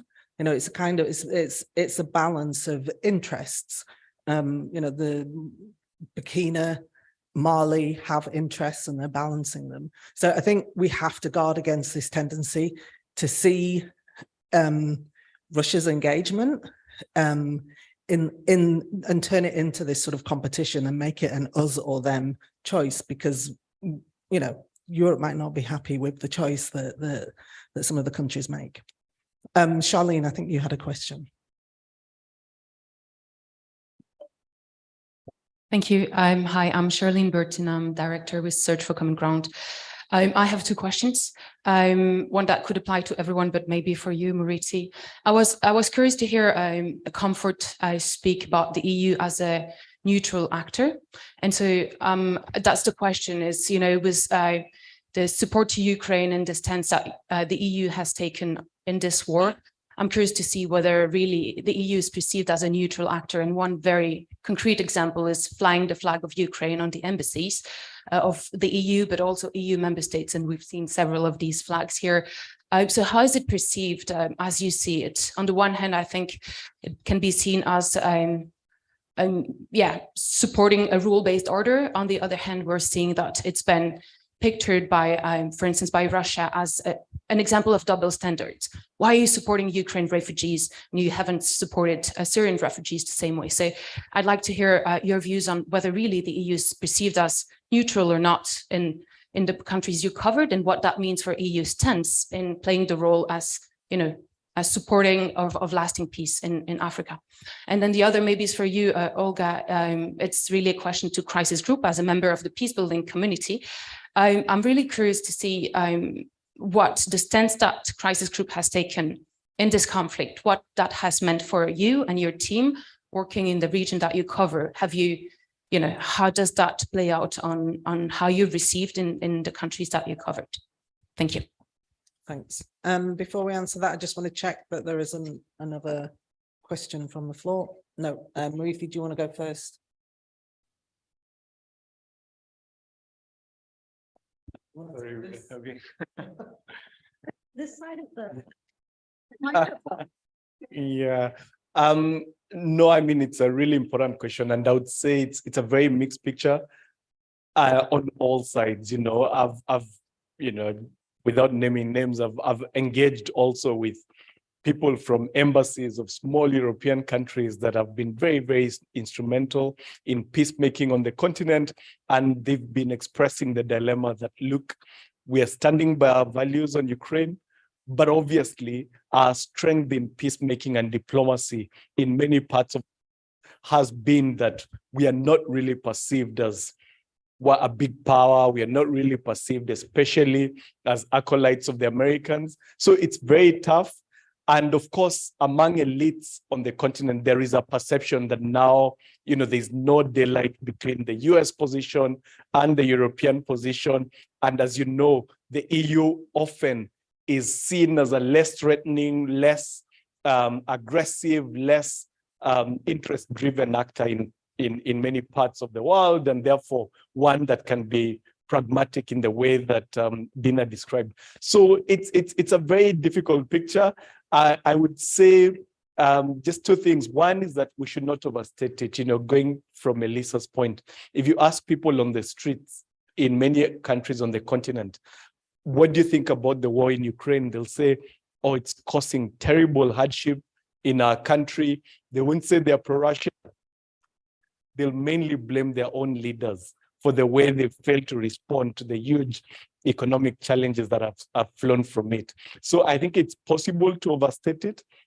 I think it's not a long-run problem that the EU is going to face, but without question, today, especially, you know, because choices have to be made, because it's a conflict that's so near home. You know, it's inevitable that the EU is perceived as yet another great power, as a power that's, you know, part of the Atlantic Alliance that's very close to the US. The US has its strengths, but it also has its perception problems, to say the least, in many parts of the continent. So it's really a situation where, you know, the EU has an impossible choice. Of course, it's made the choice that makes sense given its own security, given the proximity of the conflict. But yes, it's you know, there's no question that that's been a bit of a blow in terms of the way that the EU in the past was, you know, regarded as less threatening, less directly implicated in great power competition. But we should not overstate it, because for most people, you know, their overwhelming concern is how their own governments are responding to the economic hardships that have flown from the war. I think Dina's got two fingers on that. Yes, super quickly. Actually, in the MENA region, it's not so much that the EU took position that's problematic. It's that the EU, along with the US, asked countries to make a choice. And I think that's what rubbed them the wrong way. Because in their view, as you so rightly pointed out, you know, they came to the assistance of Ukrainian refugees, not to the Syrians. They reacted to the Ukraine war, but you know, countries in the Middle East and the Gulf Arab states, for example, have been witnessing war in their region for decades, and nobody reacted in the same manner that the Europeans reacted to the Ukraine war. They can understand the reaction. What they can't understand is asking everyone else to make a choice. You're either with us or without us or against us. And that's the thing that sat really badly with a lot of countries in the MENA region, and I'm sure in Africa as well. Africa and also in the LATAM region as well. Olya.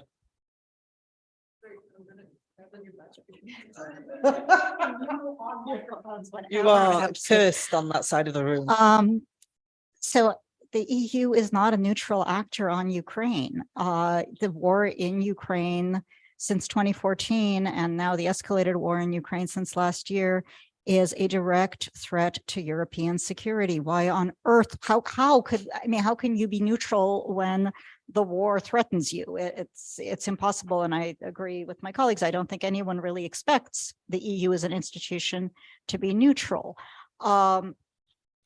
And in terms of our stance at Crisis Group, honestly, I think we spent a lot of time explaining it because it doesn't fit neatly into the predominant narratives that you hear that are either about, you know, just everything Ukraine wants whenever it wants. Let's not worry too much about escalation, or oh my God, the escalation risks are so high.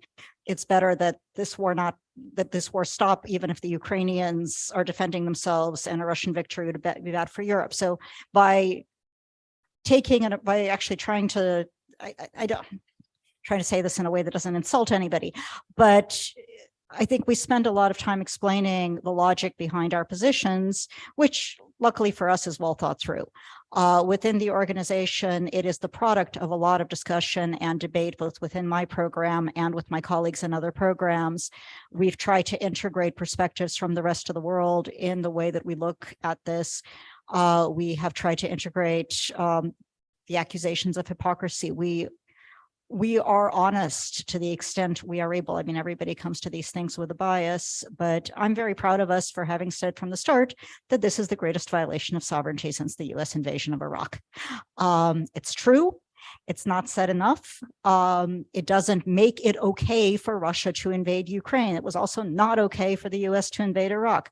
It's not whataboutism. It's calling things what they are, and then thinking about what do you do going forward to build a more secure world.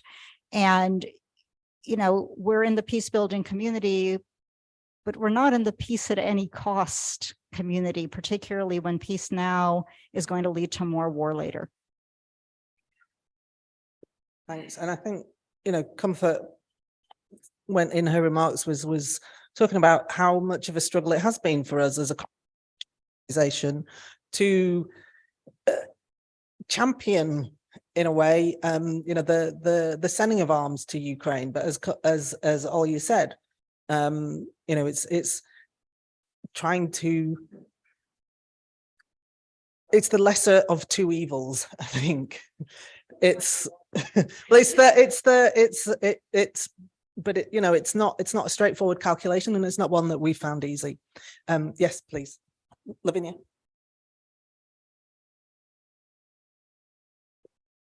Hi, I'm Stephanie Siklassi. I'm the deputy head of the ICRC here in Brussels. And just bouncing back off from what you've just said, we're coming from a slightly different perspective, the humanitarian one, but we found it also equally difficult to maintain and explain our principled approach. It's not one that has been necessarily well received, and we've also been, you may have seen also at the center of some disinformation campaigns. And related to that, I wanted to ask you how this misinformation and disinformation affects the different conflicts that you've talked about already. Wow, tough one, and we could be here for quite some time, I think. Marithi, you look like you're gonna take the floor first on that one. I mean, it is a big issue in the continent. Happy to report the mic is working at last. Yeah, I think misinformation, disinformation is certainly a part of the picture in many parts of the continent where the Russians are involved. You know, they are very slick, very, you know, they partner with local players. They keep their messages simple. It's not just online, it's on radio as well, local newspapers. And so it's a very effective, low cost and sophisticated approach. But we really must be careful not to conflate already existing perspectives, especially in parts of the Sahel, about the failures of the long French-led military operations against militants, the perceptions, you know, of efforts to continue to dominate local foreign policy making. I think we have to be careful that the misinformation, while it exists, should not really detract from conversations about the substance. And that's a substance that involves local frustration about, you know, long military campaigns that have achieved very little. In fact, to the contrary, have resulted, you know, in some of the militant groups growing, and they're bigger now than before a lot of the operations were launched, and a deep resentment, especially in the Sahel, about the NATO-led operation against, you know, the Libyan authorities in 2011, which resulted in a vacuum that, you know, sent arms across the region, empowered militant groups, and therefore, you know, resulted in a shift in the balance of power between those military groups and the local armies. So it's true, there's a lot of misinformation, a lot of disinformation campaigns, but we really have to strike a balance between understanding the need to communicate better, to try and counter that misinformation, but also appreciating that there's a real substance and a more, you know, long-running and existing grievance, especially, it has to be said, against the French in that part of the world.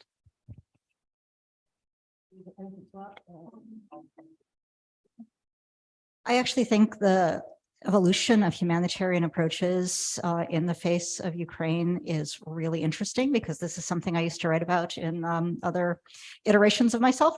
And the notion of neutrality in this conflict, where we have seen an aid effort, a humanitarian aid effort, where the local community has taken a much bigger role, and they don't understand what's wrong with both helping the displaced and helping the military. It's all in service of the same thing. And then when the internationals come in and they ask them to divide this up, they just look at them blankly, and they, you know, like, why would I do this? And why are you adding work when I'm trying to save my people? And I think this is a really fascinating situation. We're going to be studying this for a long time, I hope. And I mean, I think it does require some soul searching on where values and judgments fit into all of our work. And look, as I said, we take a very pragmatic approach to it all. You know, how many people are you going to feed? How many people are you going to save? How do you get your job done? How do you advance your mission? But I think I think it is really, really important to be asking these questions and to be honest about the reckonings that the situation in Ukraine forces.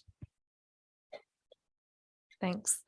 So I completely agree with how to deal with it that both of my colleagues have expressed here, so I won't go into that. But I think the MENA region is slightly different because it's a region where mis and disinformation campaigns have been rife for many years. There are several actors that are quite good at doing it and that have developed their capabilities both online but also in other spaces as well.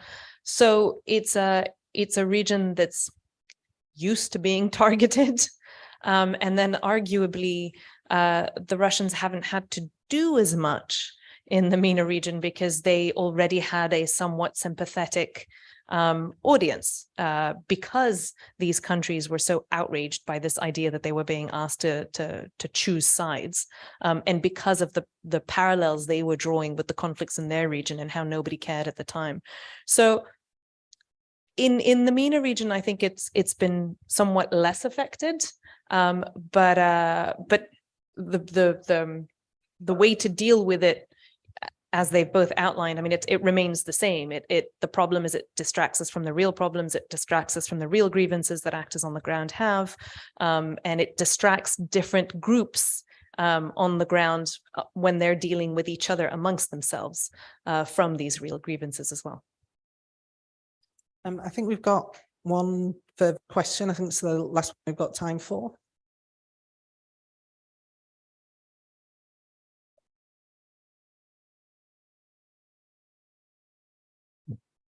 Thank you very much. This is Ilke Toygur from CSIS Europe program. This has been very insightful, so thank you. My question is about Armenia and Azerbaijan. What are the tools available for the EU to convince Azerbaijan to let the blockage go? And how this is affecting the rethinking of neighborhood policy in general, Eastern Partnership in particular? Thank you.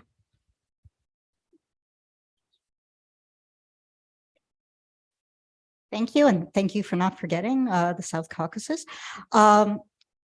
I think there's a real question to be asked within the EU and within member states on how much they want to press on Baku and under what circumstances. But if the EU is to be a peacemaker in this region, then it has to be willing to do that. And Azerbaijan and Armenia both care about how they're perceived. And I think that there is room for this kind of pressure. And there's room for diplomacy, and there's room for carrots and sticks. One of the arguments we make is that to the extent that the EU is able to make its humanitarian assistance something that goes to all communities, right? Not just to, to put it bluntly, not just to Armenian communities, to provide aid to all displaced people as a result of this conflict. That's going to help it be seen as a neutral, coming back to that issue, a neutral party. And it's going to give it more leverage. So, I think smart diplomacy has space here. I think the neighborhood policy is like all of European security, right? This throws everything up in the air. Enlargement up in the air. The future of the EU and its security role vis-a-vis NATO up in the air. A lot of it is going to depend on how and when the war ends and what commitments are and are not made to all of these countries. And it's different with Armenia and Azerbaijan because of their war with one another. But, there's just so much to be done in understanding what the options are and how they're changing in the face of what this war has become in the last year. So my answer to your question is great question. There isn't an answer to it yet. This is something that is very much in flux. So I'm going to ask one last question to each of you, and it's actually courtesy of Lavinia, and it's something that's sort of come up in conversations that we've been having over the last couple of days since the watch list was launched, which other country from your region would you have chosen for the watch list? Obviously, we only have 10 slots, and you know, we've received lots of sort of questions about, you know, why wasn't this country or that country on the list? So for each of you, which one would you put on? I'm going to cheat and give two. I think we would have put Iran and Lebanon. Iran, because of the protests, it's a country that at the moment you have to be watching. I don't think the protests are going to lead to the toppling of the regime anytime soon, but it is the beginning of some movement that we're seeing unfold in the country. I think there is much for the EU to do. And at the risk of being openly critical, there's much that the EU is about to get wrong on the Iran file, which we're a little bit concerned about. Lebanon, because it's the infinite pit of bad news. As soon as you think it can't get worse, it just keeps getting worse again. So clearly it can get worse, and there's scope for it to get worse. One of the reasons why it's not on the list, I think, is everybody is a little bit lost as to what you can do. And it's difficult to advise on concrete actions for the EU to take, though I know our team in Lebanon is trying really hard to do that already, but it's difficult to highlight key steps that can have actual success on the ground if the political elite do not change the way they're thinking and if they don't open up to the idea of reform.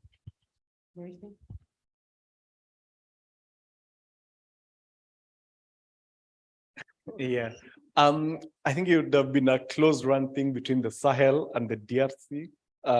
You know, two regions, you know, basically the DRC and the Great Lakes that are going through a lot of turmoil at the moment, and for reasons similar to the ones Dina described, we don't really have very clear prescriptions at the moment. It's very difficult. It's very entrenched. You know, we recently saw a bitter civil war in Ethiopia, tens of thousands dead, but it's still a very top-down society. And when elites decided, at least for now, to shake hands and end at least the conflict in the Tigray region, they were capable to master command over the fighters, and you know, the fighting has mostly quieted.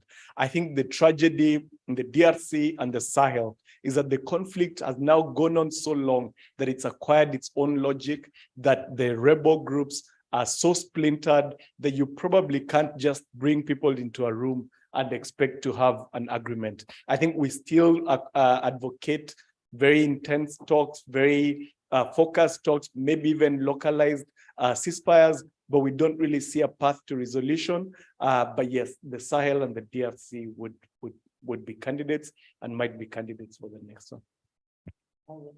I'm going to join in the cheating by offering subregions rather than countries. The Western Balkans, which, so, you know, these are two subregions of the region I cover, where we haven't seen the kind of full-scale war that we've seen in Ukraine and between Armenia and Azerbaijan, but where we've seen unrest and where we've seen risks increase. So the Western Balkans, where things keep calming down at the last moment, but then they keep flaring up again. And Central Asia, where we've actually been seeing unrest for a long time, but where the recognition that Russia, which was never a particularly reliable security partner, is going to be not just unreliable, but not terribly desirable.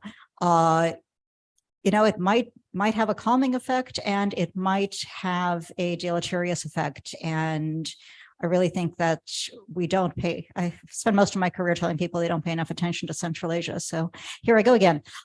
We don't pay enough attention to what's going on in Central Asia. Thanks, Alia. And I hope you can join me in thanking my wonderfully knowledgeable colleagues, Alia, Marithi, and Dina, for sharing their insights.